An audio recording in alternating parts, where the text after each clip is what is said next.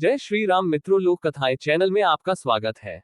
भारत के विभिन्न प्रदेशों, भाषाओं और विदेशी लोक कथाएं सुनने के लिए हमारे चैनल को सब्सक्राइब करना ना भूलें। लोक कथाएं। रामी बौरानी, उत्तराखंड की लोक कथा। रामी बौरानी, लोक कथा उत्तराखंड। पतिव्रता नारी की कहानी। रामी बौरानी एक पतिव्रता नारी की कहानी है। सालों साल पति से दूर रहकर भी पति के लिए उसका प्रेम और निष्ठा बिल्कुल भी कम न हुई।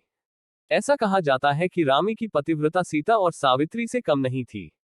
रामी बौरानी में बौरानी शब्द बहु या बहुरानी शब्द का पहाड़ी पर्याय हो सकता है। एक गांव में रामी नाम की विवाहिता अपनी सास के साथ रहती थी। कम उम्र में ही रामी की शादी हो गई थी। शादी के बाद ही रामी का पति दिल्ली हुमायूं की फौजी में भर्ती होने चला गया। सास और बहू में काफी प्रेम था। वे दोनों माँ बेटी की तरह रहती थी। सास घर के काम करती और रामी बाहर गाय बकरी को चराने और खेती बाड़ी का काम संभालती थी। रामी अपने पति से बहुत प्रेम करती थी। उसकी याद में रामी काफी उदास रहती। वही हाल रामी की सास का भी था। बुढ़ापे में बेटे के दूर रहने की चिंता उसे खाई जा रही थी। वे दोनों ऐसे ही अपने दिन काट रहे थे। देखते देखते 11-12 साल बीत गए और रामी का पति न लौटा, ना उसने अपनी खबर भेजी। रामी को यकीन था कि उसका पति एक दिन जरूर वापस आएगा। एक दिन रामी तपती गर्मी में खेतों पर काम करते करते थक गई। उसने आसपास के खेतों में नजर दौड़ाई, बाकी औरतें घर जा चुकी थी। काम में मग्न रामी को खबर ही नहीं लगी कि सब औरतें कब चली गई। काम और गर्मी से वो काफी थक चुकी थी, प्यास से उसका गला सूखने लगा। रामी ने सोचा थोड़ा ही काम बचा है, पूरा करके ही जाती हूँ। वो काम में लगी ही थी कि पीछे से उसे कोई आवाज आती सुनाई दी। उसने देखा कि एक साधु अलख निरंजन लापता हुआ उसी की तरफ आ रहा है। साधु रामी को देख उसके समीप आ रामी से उसका परिचय पूछता है। रामी कहती है, मैं रारवतों के खानदान से हूँ और मैं बहुत बड़े सेठ की बेटी हूँ। मैं इस गांव में अपनी सास के साथ रहती हूँ। मेरे ससुर का देहांत हो चुका है। साधु, और तेरा पति कहाँ है? रामी, मेरे पति कई सालों से परदेश में है और मैं अपने दिन उनकी याद में काट रही हूँ। साधु, क्यों? उस निर्मोही के बारे में सोचकर दुखी हो रही है जिसने इतने सालों से तेरी खोज खबर नहीं ली, और तो और ना उसे अपनी माँ याद आई। रामी को साधु की बात पसंद नहीं आई। उसने उसे अनसुना किया और अपना काम करने लगी।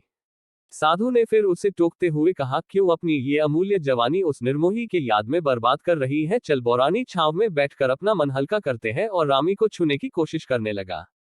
रामी दूर हट के साधु से कहा, क्या तुझे मेरे सिर का ये सिंदूर और नाक की नथ नहीं दिखती? एक औरत से किस तरह की बात कर रहा है?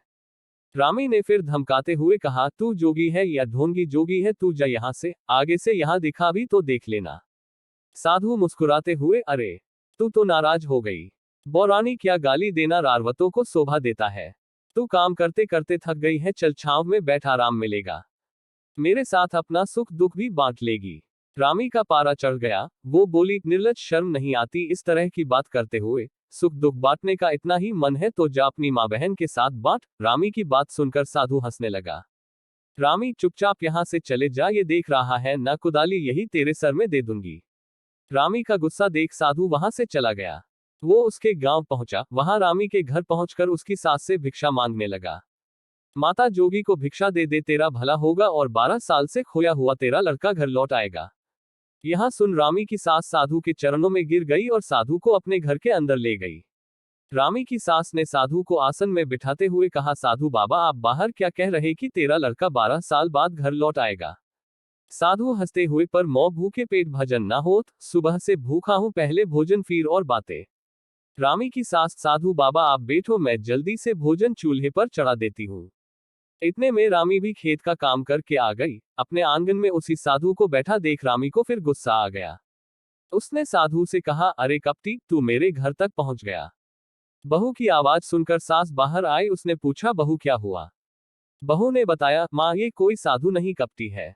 सास ने बहू से कहा कि एक साधु के बारे में ऐसे नहीं बोलते, तू अंदर जा और भोजन परोस, मैं आती हूँ। रामी ने भोजन परोसा, सास को बुलाया। सास भोजन लेकर साधु को देने लगी। साधु ने देखा कि भोजन पत्तों में परोसा है। साधु बोला, ये क्या? अब मैं पत्तों में भोजन करूंगा, मुझे उसी थाली में भोजन दे जिस पर रामी का पति भोजन करता था। साधु का इतना कहना ही था कि रामी का पारा अब हद से ज्यादा चढ़ गया था। वो गुस्से में पूरी लाल हो गई थी। वो बोली, तूने अब अपनी नीचता की हद पार कर दी है। तेरी हिम्मत कैसे हुई ये कहने की? रामी के गुस्से का यह रूप देखकर साधु भौचक्का रह गया।